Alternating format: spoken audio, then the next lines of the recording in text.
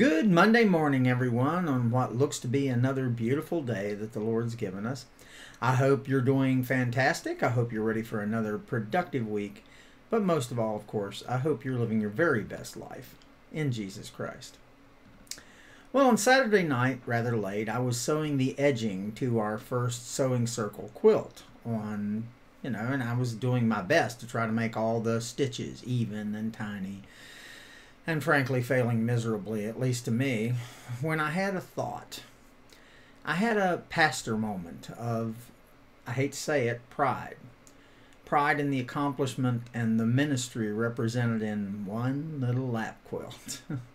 I pondered how so many different bits and pieces of material fashioned by so many different hands had come together into something useful, well, not only useful, but beautiful, that was destined to be used in the service of our Lord. I thought that was awesome. I mean, the scraps of material were pretty much unusable before we started fashioning them into squares, and quite a few were, frankly, still not usable at all, but you never know. Many of our number, when we started, professed that they couldn't sew, and yet the ladies and men were able to not only use them, those little scraps of material, but fashion something pretty and useful, creating order from a chaos of jumbled scraps. I noticed that even though some of us had never tried to sew, each did exactly what they could.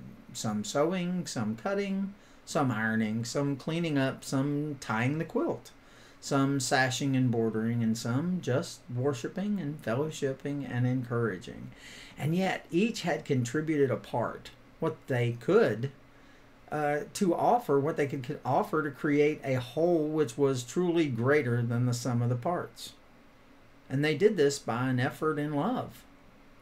And the pastor in me also couldn't help but make the analogy to Christ represented in our little lap quilt. I know that when I accepted Christ, my life was in tatters. I was a bag of scraps, unusable to even myself. Ugly, unlovable, hard of heart, and confused of mind. Frankly, my spirit was dead within me.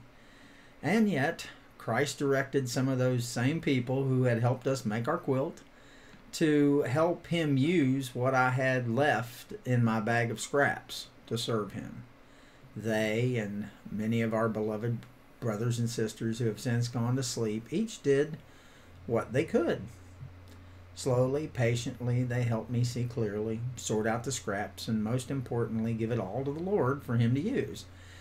They helped me see that if I would just trust in him, he could use even me. Even me. In love, they encouraged, taught, laughed, helped, guided, and were patient with me as I fumbled time and time again. But most of all, they forgave me with Christ's love and Christ's forgiveness. They made me want to be that way too. They renewed the servant's heart within me.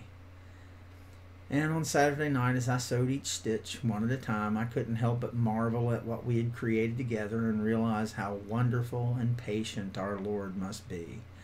To be willing to do the same thing with worthless lives. He washes, he forgives, he teaches, he encourages, and he is lovingly creating his own masterpiece from the scraps of our lives that our world has rejected, one stitch at a time.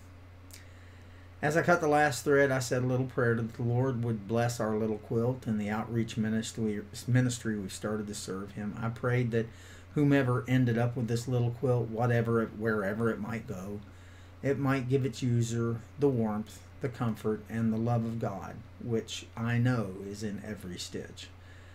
And I also prayed a prayer of thanks and praise for what the Lord has done and has yet to do for me and for the lives of all of us who believe and serve and long for his appearing.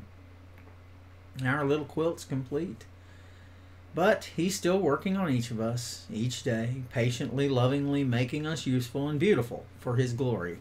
And one day, one moment, one joy, and I hate to say this, one trial at a time. I know it's Monday, but if you haven't allowed him to use you, now is the time. I strongly urge you to do so. Get involved in one of our ministries. Get involved in our church now, today. We need you. And all you have to do is what you can, and He will do the rest, miraculously making something glorious and worthy from little things, from the unworthy and the discarded. One little stitch at a time. I hope you have a wonderful day today. I hope it's the beginning of a wonderful week. I want you to know that I'm here should you need me, and I truly love you all. Bye-bye.